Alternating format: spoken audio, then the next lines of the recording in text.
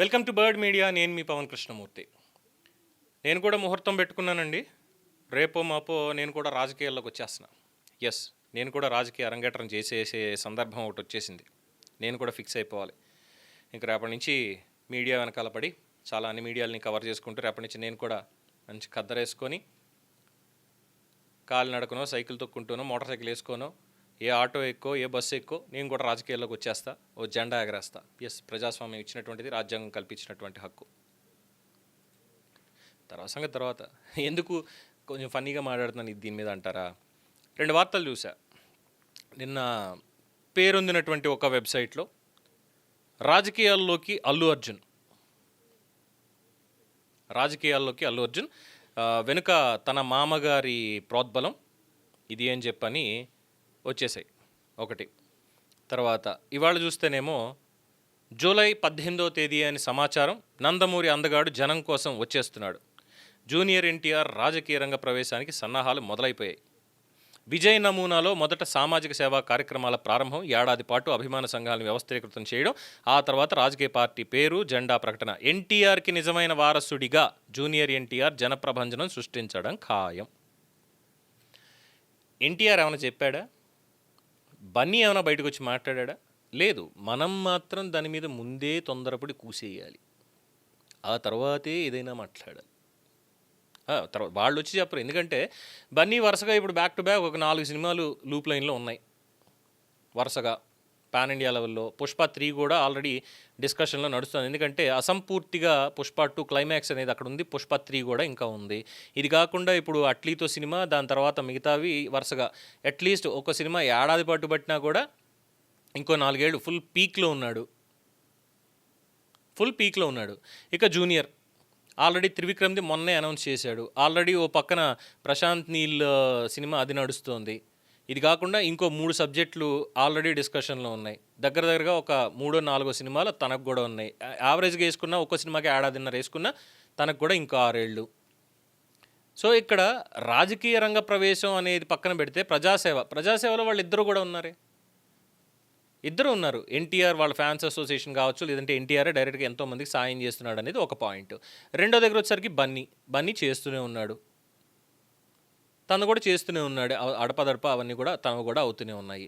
So already establish. ఇక్కడ విజయ్ మోడల్ని పట్టుకొని రావడం అనేటువంటిది, విజయ్ మోడల్ని తీసుకొచ్చి ముందు సేవా కార్యక్రమాలతో వెళ్ళిపోవాలంటే ఇప్పటిదాకా వీళ్ళు ఏం చేయలేదా?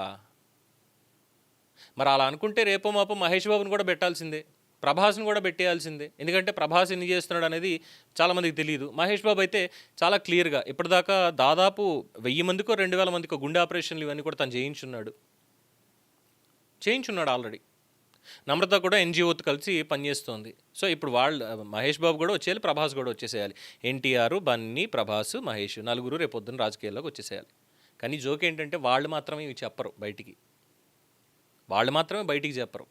కానీ మిగతా మనకి ఇప్పుడు సోషల్ మీడియా అన్నీ కూడా ఏంటంటే బాకాలు ఉదేసి ఇంకా ఇది వచ్చేసేయాలి, చేసేసేయాలని మాట్లాడతారు తప్ప వాళ్ళ కెరీరు వాళ్ళది ఏంటి. ఇప్పుడు ఎవరన్నా కెరీర్ పీక్స్లో ఉండగా వదిలేసుకుని వచ్చేస్తారా? ఇప్పుడున్నటువంటి సమయంలో చాలా ఉధృతంగా ఉంది వాళ్ళది. తెలుగు సినిమా అనేటువంటిది ఈరోజు భారతదేశ చలనచిత్ర పరిశ్రమలో నంబర్ 1గా ఉంది. ప్రతి ఒక్కళ్ళు ముందు తెలుగు సినిమా గురించి మాట్లాడుతున్నారు, తెలుగు ఇండస్ట్రీ గురించి మాట్లాడుతున్నారు, తెలుగు హీరోల గురించి మాట్లాడుతున్నారు, ఆ తర్వాత మిగతావి. ఇలాంటి ఒక సమయంలో 4 పిల్లర్లుగా నిలవాల్సినటువంటి వీళ్ళు ఇమ్మీడియట్గా రాజకీయాల్లోకి వచ్చేస్తారా?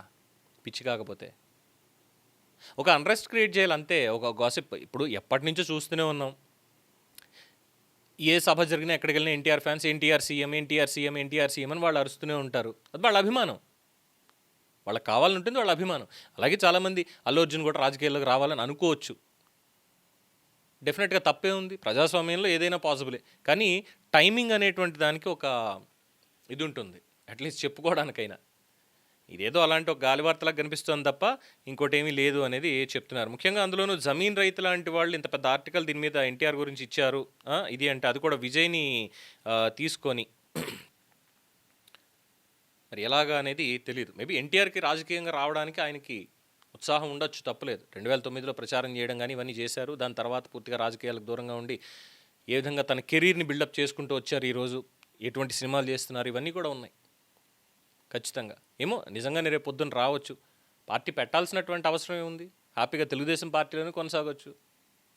తెలుగుదేశం పార్టీ నందమూరి తారక రామారావు గారు పెట్టారు, ఆయన స్థాపించారు ప్రజల కోసం. ఈరోజు కార్యకర్తల పార్టీ అది, ఏ ఒక్క నాయకుడిదో కాదు. అలాగే ఆయన కూడా చెప్పారు గతంలోనే, నేను కొత్త పార్టీలు అవి నాకేం అవసరం లేదు, నా పార్టీ తెలుగుదేశం అని ఎన్టీఆరే చెప్పారు. దాన్ని ఇప్పుడు ఎందుకు అనవసరంగా ఇవన్నీ బయటకు వస్తున్నాయో తెలియనటువంటి పరిస్థితి. అందువల్ల నేను కూడా రేపు పొద్దున్న ఒక రాజకీయ పార్టీ పెట్టేసి నేను కూడా బయటకు వచ్చేస్తా. ఇంకా మీ ఇష్టం దీని మీద. నాకైతే వాళ్ళిద్దరు చాలా హ్యాపీగా మంచి సినిమాలు చేస్తున్నారు, ఇంకా మంచి సినిమాలు చేయాలి, ఇంకా ఉజ్వలమైనటువంటి భవిష్యత్తు వాళ్ళకి ఉంది. తెలుగు సినిమా స్థాయిని మరింత పెద్ద స్థాయికి తీసుకెళ్లేటువంటి కెపాసిటీ, క్యాపబిలిటీ వాళ్ళకు ఉంది. ఖచ్చితంగా వాళ్ళు అలా తీసుకెళ్లాలనేది ఒక అభిమానిగా మనస్ఫూర్తిగా కోరుకుంటాను. మీ అభిప్రాయం మీరు తెలియచేయండి. చూస్తూనే ఉండండి ది బర్డ్ మీడియా. ఈ వీడియో మీకు నచ్చినట్లయితే లైక్ చేయండి, షేర్ చేయండి, సబ్స్క్రైబ్ చేయండి. మరిన్ని అప్డేట్ల కోసం మా వాట్సాప్ ఛానల్ను ఫాలో చేయండి.